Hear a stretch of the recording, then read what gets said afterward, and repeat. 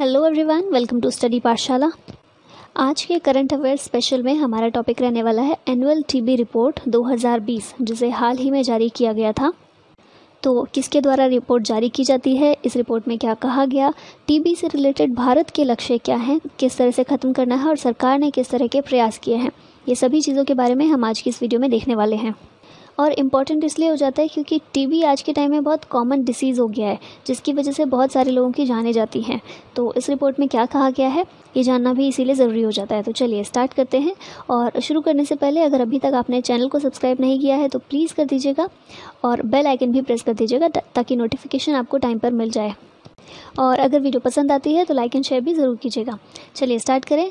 तो ये जो एनुअल टीबी रिपोर्ट जिसके बारे में हम बात कर रहे हैं, किसके द्वारा जारी की गई, तो सबसे पहले ये देख लेते हैं स्वास्थ्य और परिवार कल्याण मंत्रालय यानी कि ministry of health and family welfare. मंत्री अभी इस समय कौन है, हर्षवर्धन, डॉक्टर हर्षवर्धन। तो स्वास्थ्य और परिवार कल्याण मंत्रालय के द्वारा वर्चुअल कार्यक्रम के माध्यम से ये रिपोर्ट जारी की गई। कौन सी रिपोर्ट है, एनुअल टीबी रिपोर्ट या फिर एनुअल ट्यूबरकुलोसिस रिपोर्ट। ट्यूबरकुलोसिस जिसे हिंदी में तपेदिक के नाम से भी जाना जाता है या फिर इसे क्षय रोग भी बोला जाता है। ठीक है, तो स्वास्थ्य और परिवार कल्याण मंत्रालय के द्वारा ये जारी की गई। अब इसमें कहा क्या गया है कि दुनिया में एचआईवी से संबंधित टीबी से होने वाली मौतों में भारत की 9% हिस्सेदारी विश्व स्तर पर सबसे अधिक है। तो भारत में जो मौतें होती हैं विश्व स्तर पर सबसे अधिक है। और ये मौतें किससे हैं, एचआईवी से संबंधित टीबी से। एचआईवी से संबंधित टीबी यानी कि किसी व्यक्ति को दोनों ही बीमारियां होती हैं, एचआईवी भी होता है और टीबी भी होता है। तो इस तरह के लोग बहुत फ्रिक्वेंटली इनकी मौत हो जाती है। आगे भी देखें तो यही लिखा हुआ है, द इंडिया टीबी की रिपोर्ट 2020 के अनुसार टीबी एचआईवी सह संक्रमित रोगों में हर साल लगभग 9700 लोग, 9700 लोग मारे जाते हैं।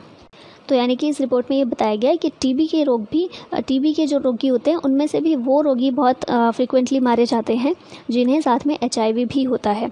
अब आगे इस रिपोर्ट में क्या क्या कहा गया है, काफ़ी सारी चीज़ें बोली गई हैं, तो सबके बारे में देखते हैं। तो इंडिया टीबी रिपोर्ट 2020 के अनुसार भारत में 24.04 लाख मामलों के साथ सबसे अधिक तपेदिक सूचनाएं मरीज देखे जाते हैं, जो पिछले वर्ष की तुलना में 12% अधिक हैं। ठीक है, 2019 की जो हमने रिपोर्ट देखी थी उससे अभी 12% ज़्यादा मामले देखे जाते हैं। और साथ ही इस रिपोर्ट में ये भी कहा गया है कि कुल टीबी रोगी जो भी होते हैं उनमें से 2.9 लाख लोगों की पहचान ही नहीं हो सकी है। पहचान नहीं हो सकी मतलब कि वो अननोन होते हैं, पता ही नहीं चलता कि उनकी मौत टीबी की वजह से हुई है या फिर टीबी का इलाज नहीं करवा पाते वो।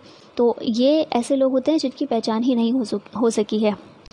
आगे देखें तो 6.78 लाख टीबी रोगियों के साथ निजी क्षेत्र की अधिसूचनाओं में 35% की वृद्धि हुई है। और 2018 में 6% की तुलना में 2019 में टीबी के निदान वाले बच्चों का अनुपात बढ़कर 8% हो गया है। यानी कि टीबी का इलाज जिनका संभव हो सका है, जो बिल्कुल ठीक हो जाते हैं, तो वो प्रतिशत 6% की तुलना में बढ़कर 8% हो गया है। सभी अधिसूचित टीबी रोगियों के लिए एचआईवी परीक्षण का प्रावधान 2018 में 67% से बढ़कर 2019 में 81% हो गया है।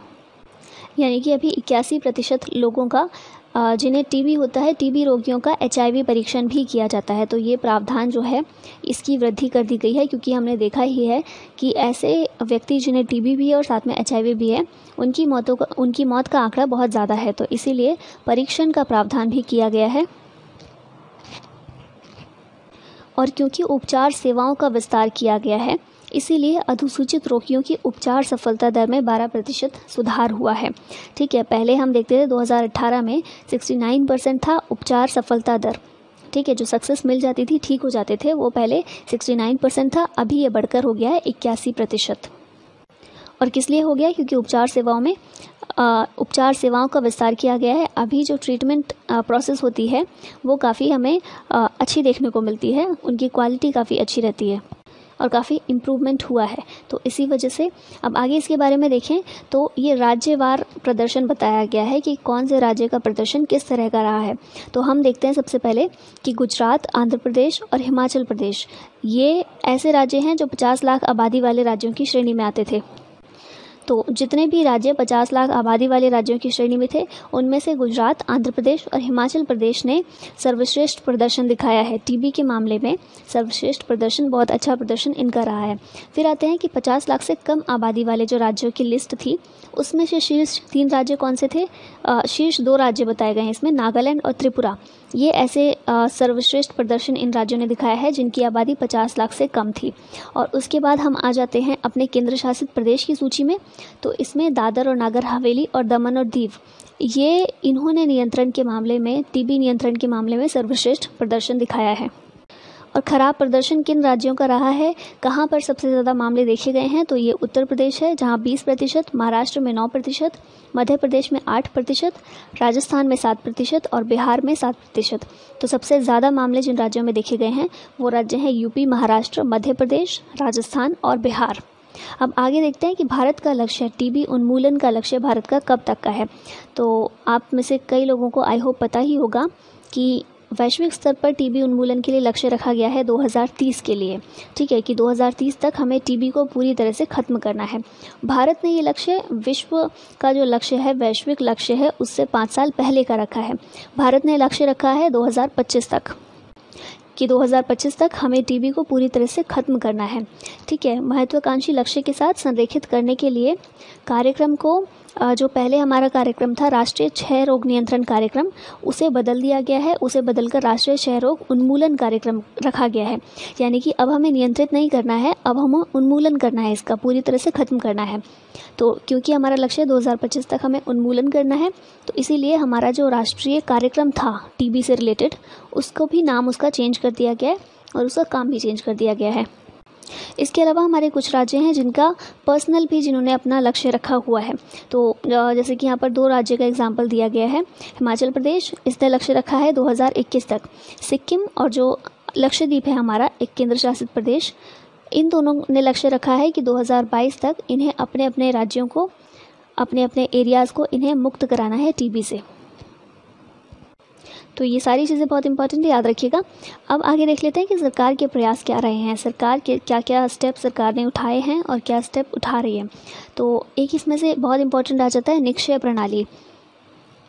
तो निक्षय प्रणाली के माध्यम से टीबी के रोगियों की निकटपूर्ण सूचना ये प्राप्त होती है। निक्षय एक सूचना प्रबंधन प्रणाली है जो पूरे देश में मरीजों की जानकारी और निगरानी, कार्यक्रम गतिविधि और प्रदर्शन के प्रबंधन के लिए एक स्टॉप समाधान की तरह काम करती है।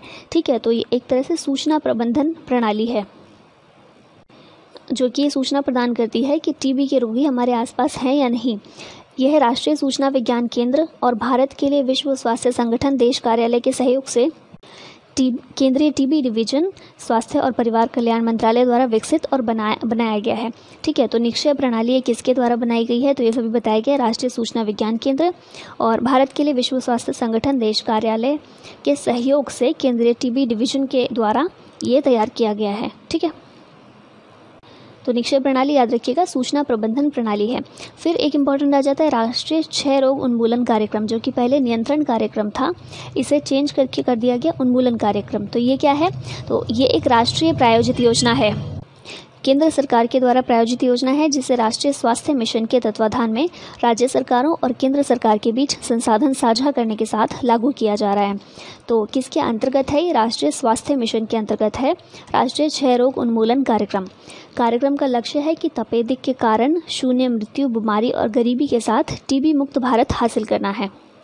तो जो भी टीबी के कारण हैं उनको ख़त्म करना है, पूरी तरह से बीमारी को ख़त्म करना है, और जितने भी कारण हैं टीबी जिनकी वजह से होता है या फिर टीबी के कारण मृत्यु जो लोगों की हो जाती है क्योंकि उन तक ठीक से इलाज मुहैया नहीं करा पाते हैं, तो इन सभी कारणों को ख़त्म करना है और टीबी मुक्त भारत हमें बनाना है।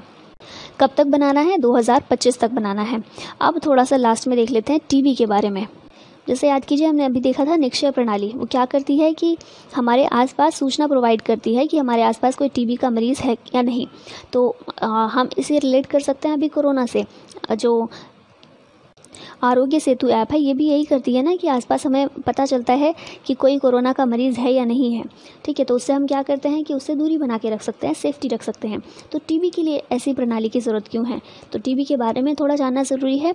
तो टीबी या इसे क्षय रोग भी कहा जाता है, ये एक बैक्टीरिया के कारण होता है। बैक्टीरिया का नाम क्या है? माइक्रोबैक्टीरियम ट्यूबरकुलोसिस इसके कारण होता है, जो फेफड़ों को सबसे अधिक प्रभावित करता है। टीबी एक संक्रामक रोग है, ये अच्छे से याद रखिएगा। टीबी एक संक्रामक रोग है जो एक व्यक्ति से दूसरे व्यक्ति में खांसी, छींकने या थूकने के दौरान हवा के माध्यम से या फिर संक्रमित सतह को छूने से फैलता है। तो आप बिल्कुल रिलेट कर सकते हैं इसे कोरोना से। तो निक्षय प्रणाली अब आपको अच्छे से समझ में आ गई होगी कि निक्षय प्रणाली का काम मेनली क्या है, क्योंकि टीबी क्या है, एक संक्रामक रोग है जो एक व्यक्ति से दूसरे में फैलता है। तो इसीलिए टीबी के मरीज से छुआछूत वाला तो नहीं रखना है, लेकिन एक थोड़ी दूरी बना के, ठीक है, और या फिर पूरी सेफ्टी के साथ हमें टीबी के मरीज के साथ रहना पड़ता है। तो इसीलिए निक्षय प्रणाली की शुरुआत की गई थी। तो इस तरह से ये सब कुछ इस रिपोर्ट में बताया गया था कि टीबी के जो उपचार हैं वो अभी उसमें वृद्धि देखने को मिली है, जो केसेस हैं काफ़ी सफल रहे हैं वो। और इसके साथ ही जो हमारा स्वास्थ्य मंत्रालय है उसके द्वारा भी ये कहा गया है कि हमारा जो लक्ष्य है 2025 तक टीबी उन्मूलन करना, तो ये लक्ष्य को हम ज़रूर प्राप्त कर लेंगे। बस ज़रूरत है कि लोग भी इसके प्रति जागरूक रहें और जो भी गाइडलाइन सरकार की हैं उन सभी का पालन ठीक से करें और सरकार को सपोर्ट करें इसमें, क्योंकि अल्टीमेटली इससे फ़ायदा हमें ही होने वाला है। तो ये था इस पूरे टॉपिक के बारे में। आई होप आपको सब कुछ क्लियर हुआ होगा। और इसी तरह से डेली आपके लिए करंट अफेयर स्पेशल में कोई स्पेशल टॉपिक के बारे में हम बात करेंगे, ताकि वो टॉपिक अच्छे से क्लियर हो जाए आपके लिए। तो इसलिए डेली वीडियो प्राप्त करने के लिए चैनल को सब्सक्राइब ज़रूर कर लीजिएगा। तो इसी के साथ आज का ये टॉपिक ख़त्म करते हैं यहीं। Thank you so much for watching this. जय हिंद।